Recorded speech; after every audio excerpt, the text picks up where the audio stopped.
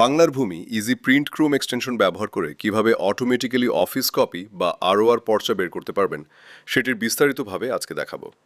এই ক্রোম এক্সটেনশনটি ব্যবহার করে খুবই কম সময়ের মধ্যে বাংলার ভূমি পোর্টালে দাগ বা খতিয়ানের অফিস কপি বা পর্চা বের করতে পারবেন। সবার আগে আমরা বাংলার ভূমি পোর্টাল খুলে নেব। লোড হওয়ার সঙ্গে সঙ্গেই আপনি দেখতে পাচ্ছেন যে এই এক্সটেনশনটি অটোমেটিক্যালি লগ ইনের অপশন দিয়ে দিয়েছে।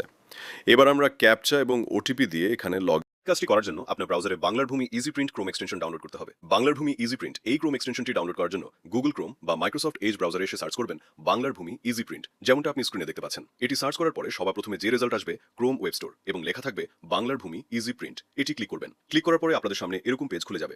এবার এখানে অ্যাড টু ক্রোম বাটনে ক্লিক করবেন। ক্লিক করার পরে আরও একবার কনফার্মেশন করতে বলা হবে, তো এখানে অ্যাড এক্সটেনশন বাটনে ক্লিক করবেন। তাহলে কিন্তু এটি সাকসেসফুলি আপনার ব্রাউজারে অ্যাড হয়ে যাবে। শুধু এখানেই শেষ না, এবার আপনাকে এই অপশনে ক্লিক করে আপনাকে এই ইজি প্রিন্ট এক্সটেনশনটি পিন করে নিতে হবে, যেমনটা আমি দেখাচ্ছি। এভাবে পিন করে নিলে এটি আপনার সামনে থাকবে। আপনি চাইলে এর সাবস্ক্রিপশন নিয়ে বাংলার ভূমি পোর্টালে যাবতীয় কাজ মুহূর্তের মধ্যেই করতে পারবেন। এবার আসি মেইন করে নেব। লগ ইন করার পরে এখানে সিটিজেন সার্ভিস থেকে আরওআর রিকোয়েস্ট ক্লিক করতে হবে।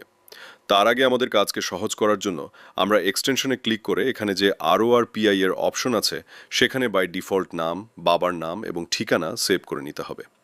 সেভ করা হয়ে গেলে সেটিংয়ে গিয়ে আরওআর পিআই অটোফিল অন করে রাখতে হবে। এটি অন করার পরে আমরা রিকোয়েস্ট জন্য অ্যাপ্লিকেশন করব। পেজ খোলার পরে আপনি দেখতে পাচ্ছেন এখানে অটোমেটিক্যালি সমস্ত ডিটেলস কিন্তু নিয়ে নিয়েছে, যেমন নাম, ঠিকানা ইত্যাদি যেটা আমরা দিয়েছিলাম। আমাদের শুধু জেলা, ব্লক এবং মৌজা সিলেক্ট করতে হবে এবং খতিয়ান নাম্বারটা দিয়ে কন্টিনিউ বাটনে ক্লিক করতে হবে। কন্টিনিউ বাটনে ক্লিক করার পরে আপনি এখানে একটা পপ আপ বক্স দেখতে পাচ্ছেন, যেখানে আপনাকে জিআরএন এবং অ্যাপ্লিকেশন নাম্বার সেভ করতে হবে, যেমনটা আমি করছি। তো প্রথমে আমরা জিআরএন নাম্বারটা কপি করে জিআরএন এর ঘরে সাবমিট করে দিব এবং অ্যাপ্লিকেশন নাম্বারটা নিচের ঘরে সাবমিট করতে হবে। দুটো সাবমিট করার পরে সেভ টু এক্সটেনশন বাটনে ক্লিক করবেন। সেভ হয়ে গেলে পেমেন্ট প্রসেসে এগিয়ে যাবেন এবং পেমেন্ট কমপ্লিট করবেন। ব্যাস, তাহলেই কাজ শেষ। আপনার সমস্ত অ্যাপ্লিকেশনের তথ্য এক্সটেনশনে সেভ হয়ে যাবে। এবার আপনাদের দেখাবো যে কিভাবে এগুলি অটোমেটিক্যালি ডাউনলোড করবেন। ডাউনলোড করার জন্য সিটিজেন সার্ভিসে এসে জিআরএন সার্চে ক্লিক করতে হবে।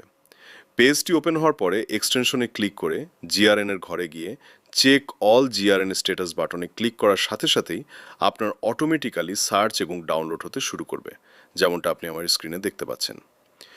একইভাবে আপনারাও অটোমেটিক্যালি জিআরএন সার্চ করতে পারেন। আপনাদের যদি এই এক্সটেনশন ভালো লেগে থাকে তাহলে অবশ্যই 5 স্টার রেটিং দিয়ে আমাদের পাশে থাকবেন। ধন্যবাদ।